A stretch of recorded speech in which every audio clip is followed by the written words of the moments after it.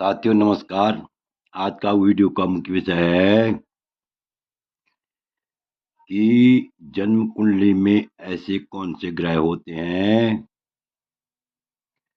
जिन ग्रहों के होने से जातक झोपड़ी में जन्म लेने पर भी अपने कुल में अत्यंत ख्याति अर्जित करता है। ऐसे कौन से ग्रह होते हैं जिन ग्रहों के कुंडली में होने से जातक अत्यंत भाग्यवान बनता है, धनवान बनता है, विद्वान बनता है, यशस्वी बनता है और गरीब से गरीब घर में जन्म लेने पर भी अकूत अचल संपत्ति का मालिक बनता है। तो आज हम इसी विषय पर विस्तार पूर्वक चर्चा करेंगे।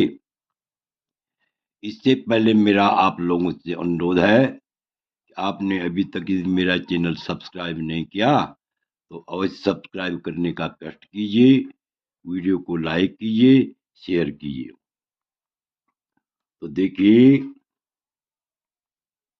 लिखा हुआ है लग्नो यस्य बुध शुक्र यस्य केंद्र बृहस्पति, यस्य केंद्र बृहस्पति और दशम मंगार को यस्य सहजातो कुल दीपक है। सबसे पहले देखिए भाव, देखिए कुंडली के भाव यानी लग्न, इस भाव को लग्न भी कहते हैं, प्रथम भाव भी कहते हैं। तो लग्न हुआ, चतुर्थ स्थान हुआ, सप्तम स्थान हुआ और दसम स्थान, ये क्या होते हैं? केंद्र के भाव होते हैं, केंद्र के स्थान होते हैं। और इन स्थानों में कोई भी शुभ ग्रह हो तो ये सभी शुभ ग्रह क्या देते हैं? अत्यंत शुभ फल देते हैं, जातक को भाग्यशाली बनाते हैं। और इसके अतिरिक्त नवम और पंचम तथा द्वितीय, तृतीय और एकादश, इन भावों में यदि शुभ ग्रह हो तो ये ग्रह भी जातक को अत्यंत शुभ फल देते हैं।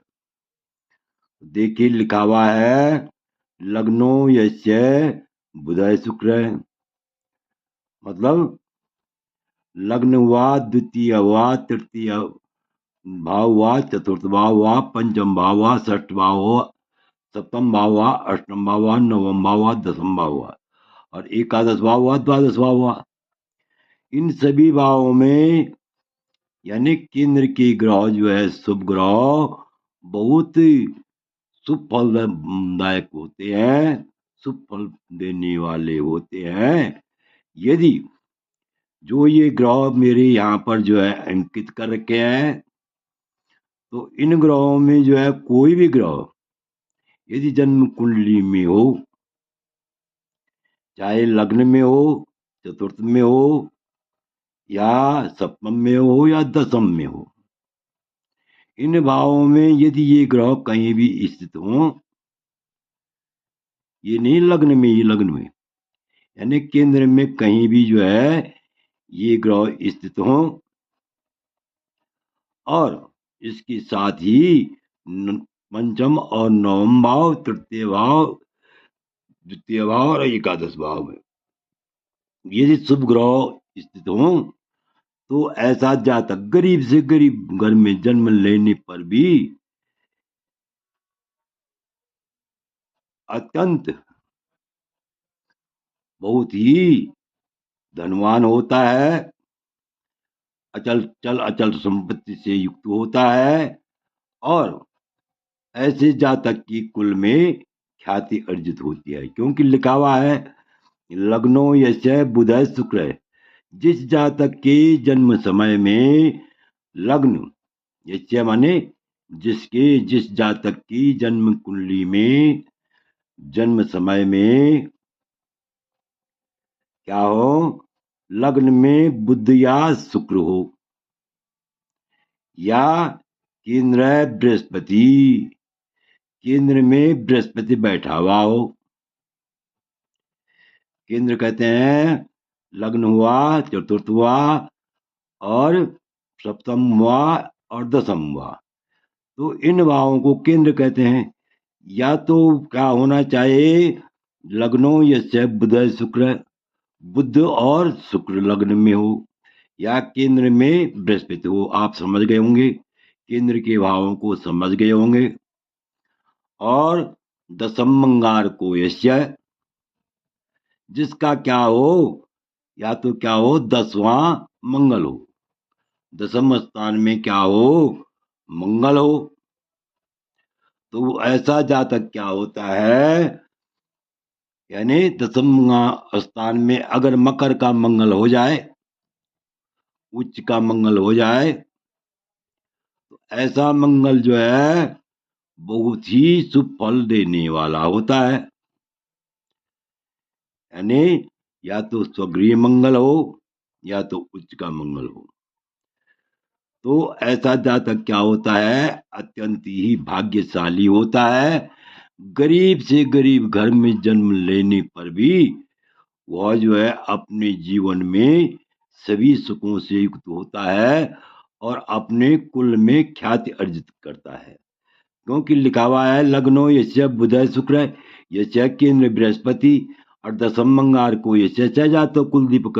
जिस जातक का लग्न में बुध और शुक्र हो, केंद्रवर्ती बृहस्पति हो, 10वां मंगल हो, तो ऐसा जातक जो है क्या होता है, कुल में ख्याति अर्जित करता है, अपने कुल में अत्यंत प्रसिद्ध होता है। कुल में ही नहीं, अपने संपूर्ण क्षेत्र में अत्यंत प्रसिद्ध होता है। अर्थात बहुत ही गुणवान प्रसिद्ध भी होगा। जब गुणवान भी होगा, धनवान भी होगा, सदाचार से युक्त भी होगा, और धन वैभव से भी क्या होगा, युक्त होगा। और आगे लिखा हुआ है लग्नो यस्य, लग्नो बुध शुक्र नास्ति, नास्ति केंद्र बृहस्पति, और दसम मंगार को नास्ति सहजात है किम करिष्यति।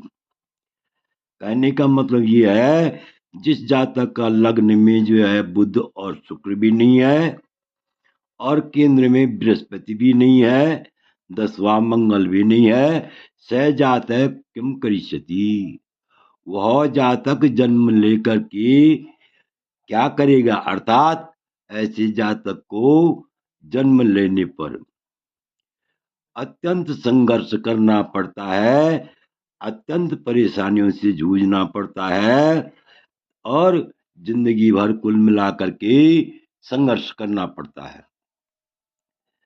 तो आशा है कि आप इस वीडियो को भली भांति समझ गए होंगे।